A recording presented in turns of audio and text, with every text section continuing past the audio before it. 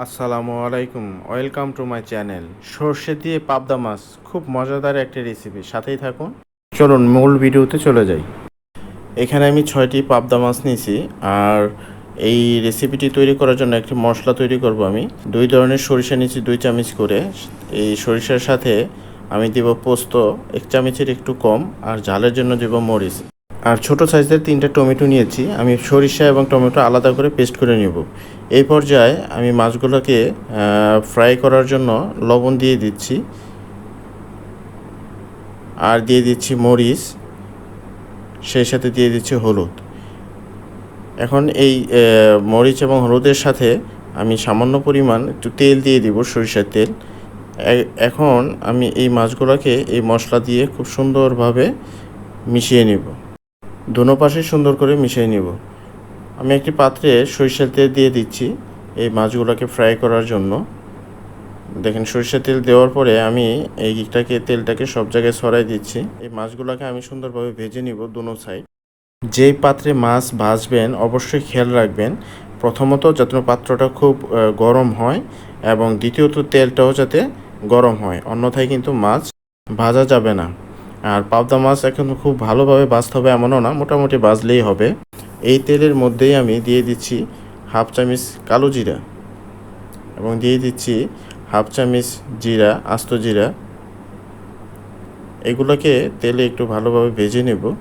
আসলে পর্যায়ক্রমে আমি এক একটা উপকরণ দিয়ে যাচ্ছি, এগুলো তো আসলে বলারও কিছু নেই, আপনারা দেখলে বুঝতে পারছেন। এই পর্যায়ে দিয়ে দিচ্ছি পেঁয়াজের কুচি। এগুলো সুন্দরভাবে তেলের সাথে মিশিয়ে নিতে হবে। দেখেন কত সুন্দর হয়ে আসছে। তো এই পর্যায়ে দিয়ে দিচ্ছি হাফ চামচ আদা, হাফ চামচ রসুন বাটা। এই দুটাকেই সুন্দরভাবে আবার তেলে ভালোভাবে মিশিয়ে নিতে হবে। সেজন্য আমি এগুলোকে ভালোভাবে মিশিয়ে নিব।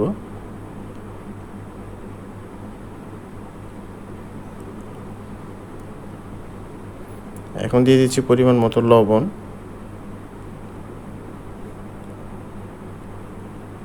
এই পর্যায়ে দিয়ে দিচ্ছি হাফ চামচ মরিচের গুঁড়া, হাফ চামচ হলুদের গুঁড়া। এগুলো সবগুলোই ভালোভাবে তেলের সাথে মিশিয়ে কষায় নিতে হবে। এই পর্যায়ে এসে আমার বানানো সেই মশলাটা এখন দিয়ে দিচ্ছি। এটা সুন্দরভাবে মিশিয়ে আবার কষায় নেবে কিছুক্ষণ। আমি আসলে ধাপে ধাপে একটা একটা করে দিয়ে যাচ্ছি। তো এই পর্যায়ে দিয়ে দিচ্ছি টমেটো, যে টমেটোটা আমি ব্লেন্ডারে ব্লেন্ড করে নিয়েছিলাম। এটাকেও সুন্দরভাবে মিশিয়ে দিতে হবে। সুন্দর হয়ে আসছে। তো এই পর্যায়ে আমি দিয়ে দিচ্ছি একটু পানি। এই পানিটা দিয়ে আমি ঢেকে দিব 10-15 মিনিট সময়ের জন্য। তারপর যখন বলক চলে আসবে আমি তখন মাছ দিয়ে দিব। আপনারা দেখতে থাকুন। এখন ঢাকনা উঠিয়ে দেখছি বলক চলে আসছে। তো এই পর্যায়ে আমি মাছগুলোকে সুন্দরভাবে দিয়ে দিচ্ছি। সবগুলো মাছই দিয়ে দিব সুন্দরভাবে, তবে একটার উপরে আরেকটা দেবো না, এদিকে অবশ্যই খেয়াল রাখবো। মাছ খুব নরম হয়, তাই সাবধানে নাড়াচাড়া করবেন, অবশ্যই খেয়াল রাখবেন যাতে মাছ ভেঙে না যায়। আমার মাছ দেওয়া শেষ হয়ে গেছে। তো এখন আমি আবার কিছু সময়ের জন্য ঢেকে রাখবো। যারা আমার এই চ্যানেলটি নতুন তাদের কাছে অনুরোধ থাকবে সাবস্ক্রাইব করার জন্য। দয়া করে সাবস্ক্রাইব করবেন এবং বেশি বেশি শেয়ার এবং লাইক দিবেন। এই পর্যায়ে এসে আমি 3টা কাঁচামরিচ দিয়ে দিলাম। কাঁচামরিচ দিলে সুন্দর একটা ফ্লেভার আসে। তো এই কাঁচামরিচটা দিয়ে আমি আলতোভাবে নেড়ে চেড়ে দিচ্ছি। আমার রান্নাটা প্রায় শেষের দিকে। তো আমি কিছু সময়ের জন্য এই মরিচটি দেওয়ার পরে ঢেকে দিলাম। তো আমি লবণটা আগে চেক করেছিলাম, লবণটা একটু কম হওয়ার কারণে আমি নতুন করে আবার একটু লবণ দিলাম। আপনারা এইভাবে চেক করে নেবেন। তো এই পর্যায়ে এসে আমার রান্না প্রায় শেষ। আমি কিছু ধনিয়া পাতার কুচি দিয়ে দিচ্ছি। এই ধনিয়া পাতাটা দেওয়ার পরে আমি আর চুলা কন্টিনিউ করব না, চুলা একেবারেই হিট থাকবে না, মানে আমি নিভিয়ে দিব। তো এর উপরে হয়তোবা 2 থেকে 3 মিনিট আমি ঢাকনা দিয়ে ঢেকে রাখবো। তো এই ঢাকনাটা ওঠানোর পরেই আমি পরিবেশনে চলে যাব। আমি ঢেকে দিয়েছি, আমি কিন্তু চুলাটা বন্ধ করে দিছি। ঢাকনাটা উঠিয়ে দেখেন মাশাআল্লাহ কত সুন্দর হয়েছে। তো আপনাদের কাছে অনুরোধ থাকবে আপনারা এইভাবে একটি রেসিপি তৈরি করে খেয়ে দেখেন। আশা রাখি আপনাদের খুব ভালো লাগবে। আর আপনাদের কেমন লাগলো সেটা অবশ্যই কমেন্টে জানাবেন।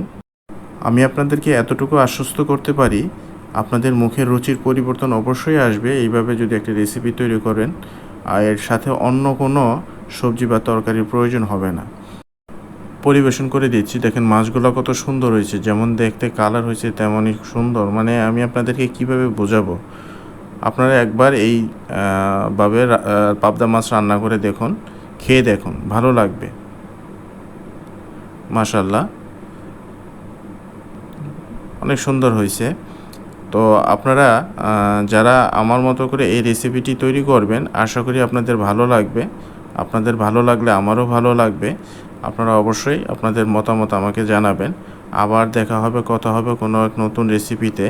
এই ভিডিওটি আর দীর্ঘায়িত করব না। ভালো থাকবেন। আসসালামু আলাইকুম।